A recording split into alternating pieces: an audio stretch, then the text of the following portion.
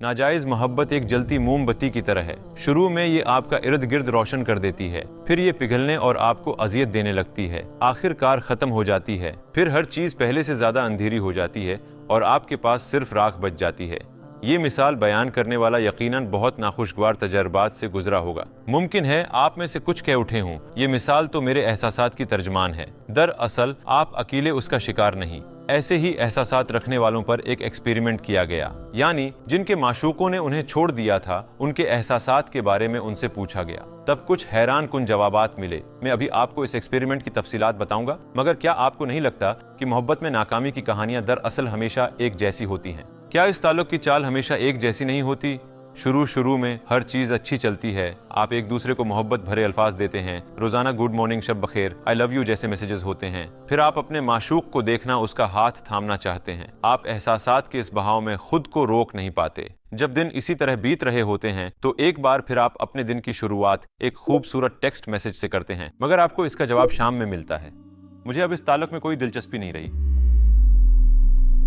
अचानक आपको एक धचका, एक शौक लगता है। इस मैसेज की तवक्का तो आपने कभी न की थी। जब सब कुछ अच्छा चल रहा था तो फिर ये मैसेज कैसे आ गया? वो जिंदगी जिसका आपने ख्वाब देखा था, वो मोहब्बत जिसे आपने खूबसूरत और खुशगवार समझा था, वो किरची किरची हो गई। दिन गुजरते गए, मगर आपके जहन में वही वाकया समा गया। आप उदास होते, आप शर्मिंदा रहते, मगर आप उसकी यादों को रोक ना पाते। आप कह उठते, आखिर क्यों? आप उस मामले को समझने की कोशिश करते, मगर आपको कोई जवाब न मिलता। आपने उसकी कमी को बहुत ज्यादा महसूस किया। आपका दिल टुकड़े टुकड़े हुआ और आप टूट गए। फिर अक्सर बेअख्तियार रोने लगे। हो सकता है आपने उसे बद दुआएं भी दी हों, मगर क्या ये वही शख्स नहीं जिसे आपने खूबसूरत जुमले कहे थे, जिसे आपने सबसे बढ़कर चाहा था? वो शख्स जिसके लिए आपने कहा था, मैं तुम्हारे लिए जान दे दूंगा। क्या हुआ कि उसने आपकी मोहब्बत का कत्ल कर दिया और अपनी जिंदगी में आगे बढ़ गई? क्या हुआ कि आप अब इस हालत को पहुंच गए? आप अपने दोस्तों से उसके मुतालिक खबरें सुनते हैं। आप सोचते हैं कि शायद उसे किसी और से मोहब्बत हो गई हो। आपको गुस्सा आता है, खुद को कमजोर महसूस करते हैं। आप अपने दोस्तों से मदद मांगते हैं, मगर वो कहते हैं हमने तुम्हें समझाया था, तुम समझे क्यों नहीं? या फिर यूं कहते हैं वक्त सबसे बड़ा मरहम है, ये वक्त भी गुजर जाएगा। आप खुद से कहते हैं काश ये सब इतना आसान होता, काश मैं अपनी मर्जी से इस एहसास को खत्म कर सकता। फिर आपको ये पता चलता है कि शादी के बगैर ऐसा ताल्लुक रखना इस्लाम में किसी तरह भी जायज नहीं है।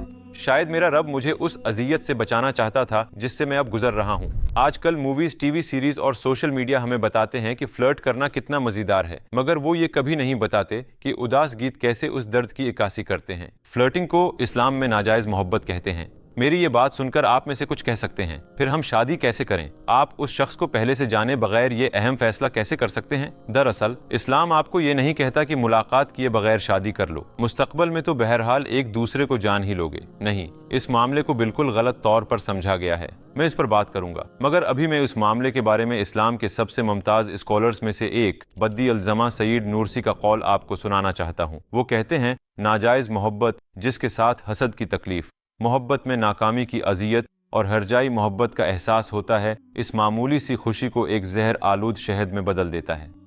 बाहर से ये मज़ेदार लगता है, मगर दरअसल इस तरह की मोहब्बत अंदर से जहर आलूद कर देती है, और ये जहर नफ्सियाती व जज्बाती नुकसानात छोड़ जाता है। मैं यहाँ 5 बुनियादी नुकसानात की बात करूंगा, मगर उनकी वजाहत से पहले मैं उस एक्सपेरिमेंट के नताइज बताता हूँ जिसका मैंने शुरू में जिक्र किया था। मोहब्बत में नाकामी के बाद एहसासात का एक्सपेरिमेंट। उन्होंने सैकड़ों लोगों पर यह एक्सपेरिमेंट किया, जिनमें से ज्यादातर लोग 18 से 25 साल के दरमियान थे। इन सब में मुश्तरक बात यह थी कि सब मोहब्बत में नाकाम हो चुके थे। इनमें से कुछ को माशूकाएं छोड़कर चली गईं, कुछ को धोखा दिया गया था, कुछ ने अपनी मर्जी से खुद को अलग कर लिया था, कुछ बाहमी मुआदे से अलग हो गए थे, और इसी तरह के दीगर अफराद। नताइज को देखकर हमें मालूम होता है कि आधे से ज्यादा रिश्ते 1 साल से भी पहले टूट गए। उनमें से तकरीबन 30% रिश्ते 1 से 2 साल रहे। यानी जब मकसद शादी नहीं बल्कि फ्लर्टिंग था, तो ज्यादातर रिश्ते टूट गए, और टूटे भी इतनी आसानी से नहीं। इनमें से ज्यादातर अपने पीछे जज्बाती घाव लगा गए। एक्सपेरिमेंट के कुछ पार्टिसिपेंट्स ने अपने एहसासात इन अल्फाज में बयान किए। उसकी सोचें मेरा पीछा नहीं छोड़ते, मेरा ज्यादातर वक्त उसकी यादों में खर्च होता है। मैं ये सोचकर उदास हो जाता हूँ कि हम अब दोबारा कभी नहीं मिल पाएंगे। मेरे रोजमर्रा काम वक्त पर नहीं हो पाते क्योंकि मैं उसके बारे में सोचता रहता हूँ। मेरी जिंदगी में कोई भी उसकी जगह नहीं ले सकता। हमें नताइज में ये भी नजर आता है, इनमें से सिर्फ 18% ताल्लुकात बाहमी मायदे से खत्म हुए। क्या आप इसका मतलब जानते हैं? मतलब ये कि मोहब्बत की ज्यादातर नाकामियों में हमेशा एक ने ही दूसरे को छोड़ा। शायद वजह ये हो कि डेटिंग में ज्यादातर अफराद को इतनी गहरी जवाबी मोहब्बत नहीं मिलती जितनी शिद्दत से वो दूसरे को चाहते हैं। कपल के एहसासात एक दूसरे के लिए एक जैसी सतह पर नहीं होते, जैसा कि बदी इल्ज़मा ने उसे हरजाई या नामहरबान मोहब्बत की अजियत कहा था। आइए अब फ्लर्टिंग के बायस होने वाले 5 बुनियादी नफ्सियाती नुकसानात पर बात करते हैं। जहर आलूद शहद की मिसाल याद है ना? जब शहद का जायका चला जाता है तो सिर्फ जहर की अजियत बाकी रह जाती है। पहला नुकसान हरजाई मोहब्बत की अजियत, दूसरे अल्फाज में कि जाने वाली मोहब्बत के मुकाबले में मिलने वाली मोहब्बत में कमी की अजियत। हमने अभी उस पर बात की। जब आप और आपके पार्टनर के दरमियान कोई संजीदा रिश्ता नहीं होता, जैसे कि शादी और हलाल सर्कल, तो क्या आपकी जाने वाली और मिलने वाली मोहब्बत में बराबरी की उम्मीद रख सकते हैं? मेरा नहीं ख्याल। उसने इस हवाले से आपसे कोई वादे नहीं किए थे। अगर वो करती तब भी एक हराम रिश्ते में वो वादा कितना मुखलिस होता। तजुर्बा हमें बताता है अगर आप फ्लर्टिंग में उसकी उम्मीद रखते हैं तो फिर आपको मायूसी के सिवा कुछ नहीं मिलेगा। उस बात की कोई गारंटी नहीं कि आपको मोहब्बत के जवाब में मोहब्बत मिलेगी, लिहाजा आपके जहन में हमेशा शुकूक व शुबहात रहेंगे। दूसरा नुकसान डिप्रेशन। जाहिर है दूसरे शख्स के साथ आपका मजबूत ताल्लुक होता है और जब ये रिश्ता खत्म होता है तो आप जज्बाती तौर पर बर्बाद हो जाते हैं। हर चीज अपने मानी खो देती है। आपकी जिंदगी की तवानाइयां खत्म हो जाती हैं। आपकी खाने और सोने की आदत तक बहुत सी चीजों में खलल आ जाता है। आप साथ गुजारे हुए लम्हात को याद करते हैं। वो यादें जिन्होंने आपको पहले खुश किया था अब अजियत देती हैं। यहाँ तक कि जिंदगी की सबसे मजेदार चीजें भी आपको कोई खुशी नहीं दे पाती, क्योंकि आप अपने अंदर के दर्द पर काबू नहीं पा सकते। गोया आपका दिल इन तमाम अजियतों के साथ आपको कहता है तुमने नाजायज मोहब्बत से मुझे गंदा क्यों किया? तुमने दिल के असल मालिक यानी अल्लाह के बजाय किसी ऐसे को अपना दिल क्यों दिया जिसकी इजाजत अल्लाह ने नहीं दी थी? और अब वो तुम्हें इस तरह सजा दे रहा है। मगर ये न भूलो, ये सजा एक दिन यकीनन खत्म हो जाएगी। अगर तुम सबक सीख लो तो तौबा के दरवाजे पूरी तरह खुले हैं। अगर तुम तौबा कर लो तो दर्द का ये एहसास इस बात की अलामत होगा कि तुम्हारा दिल अच्छा हो रहा है। सजा खत्म हो जाएगी और पीछे एक साफ और पाक दिल रह जाएगा। अपने इर्द गिर्द सूरज की शुआओं को ढूंढने के बजाय तुम अपना चेहरा बराह रास्त सूरज की तरफ कर लो, तुम्हारा दिल दोबारा जिंदगी की तरफ लौट आएगा। तीसरा नुकसान तन्हाई। आप किसी को नहीं बता सकते कि आप किस करब से गुजर रहे हैं, और अगर बता भी दें तो कोई उसे नहीं समझता। आप अपनी जात में गुम हो जाते हैं और आप खुद को बेबस और गैर अहम समझने लगते हैं। आपके अंदर मुस्तकिल एक खला का एहसास पैदा हो जाता है और कभी कभी उस जज्बाती अजियत के मारे आपका रोने को दिल चाहता है। आपके जहन में उस लम्हे की झलकियां चलती हैं जब आपका ताल्लुक टूटा था। आप सोचते हैं कि आपकी जिंदगी में कोई भी कभी उसकी जगह नहीं ले सकता। आप ये सब सोचते हैं, मगर कितनी जल्दी आप ये भूल जाते हैं कि वो वाहिद जात जिसकी जगह कोई नहीं ले सकता वो अल्लाह है। अब उसकी सजा में आप तन्हाई महसूस करते हैं। याद रखें, सबक खुद को तब तक दोहराता है जब तक उसे सीख ना लिया जाए। फिर दोबारा उसी आजमाइश से गुजरे बगैर इस तन्हाई से फायदा उठाएं और अपना रुख अपने रब की तरफ फेर लें, क्योंकि सिर्फ वही आपको समझ सकता है। चौथा नुकसान मायूसी। बिल्कुल कैंसर की तरह यह आपके अंदर पैदा होने लगती है, जैसे कि आपने पूरी जिंदगी उसके साथ गुजार दी हो। आप नहीं जानते कि अब उसके बगैर क्या करें। आप मकसद खो चुके हैं। आप उसे भूलना चाहते हैं, आप याद नहीं रखना चाहते, मगर ये आपके बस में नहीं। आप ऐसा नहीं कर पाते। आप मजबूर हैं।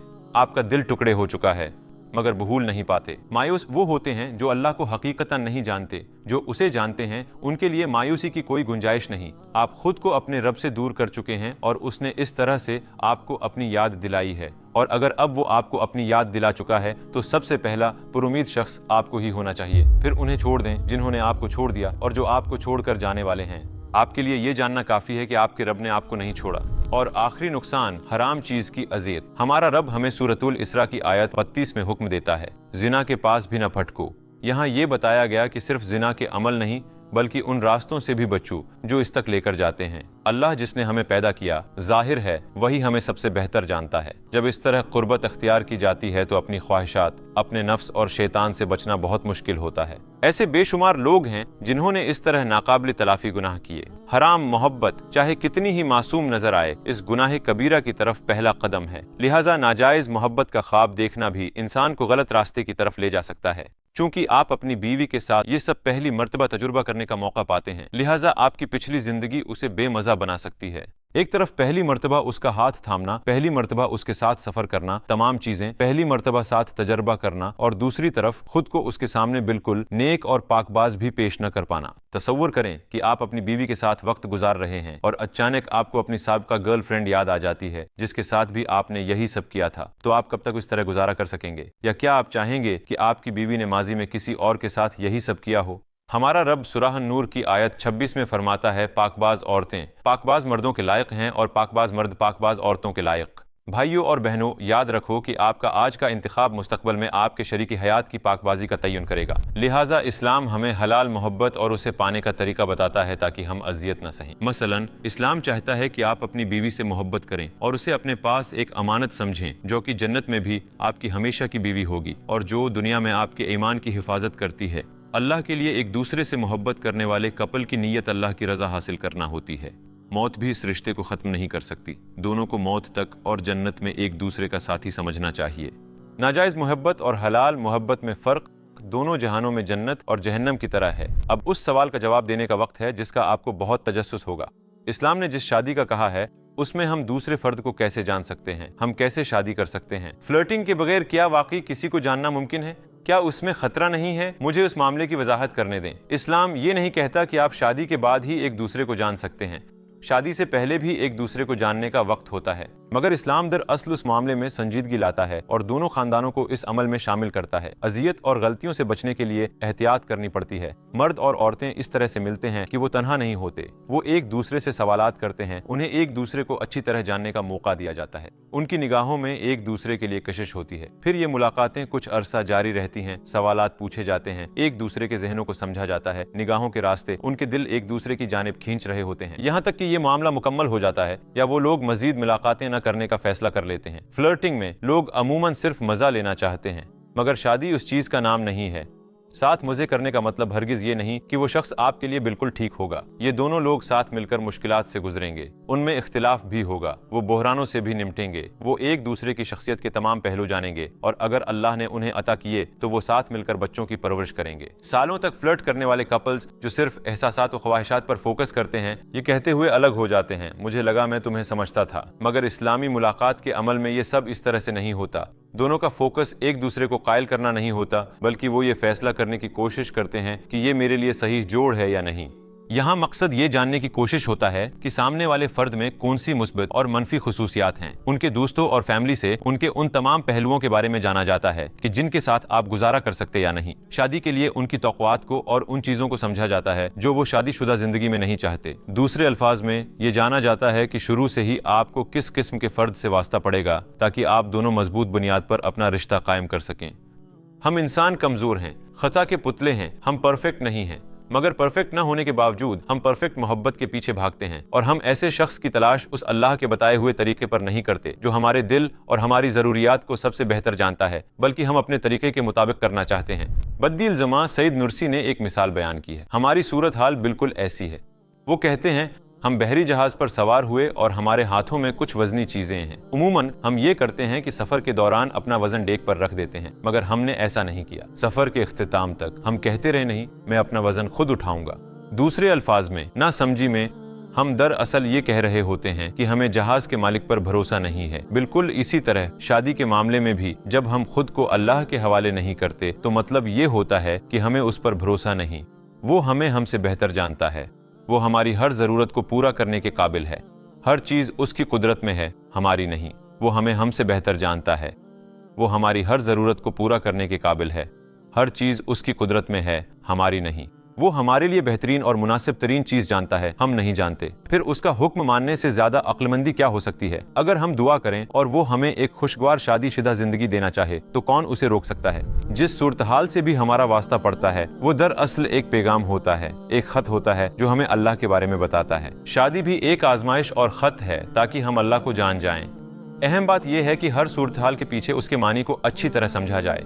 आइए इस सवाल के साथ वीडियो का इख्तिताम करते हैं। अगर अल्लाह ही खुशी का पैदा करने वाला है तो फिर शादी में खुशी को पाने के लिए क्या हमें अपने शरीकी हयात की तलाश उसी के बताए हुए उसूल के मुताबिक नहीं करनी चाहिए? अल्लाह हम सबको खुशगवार शादीशुदा जिंदगियां अता करे।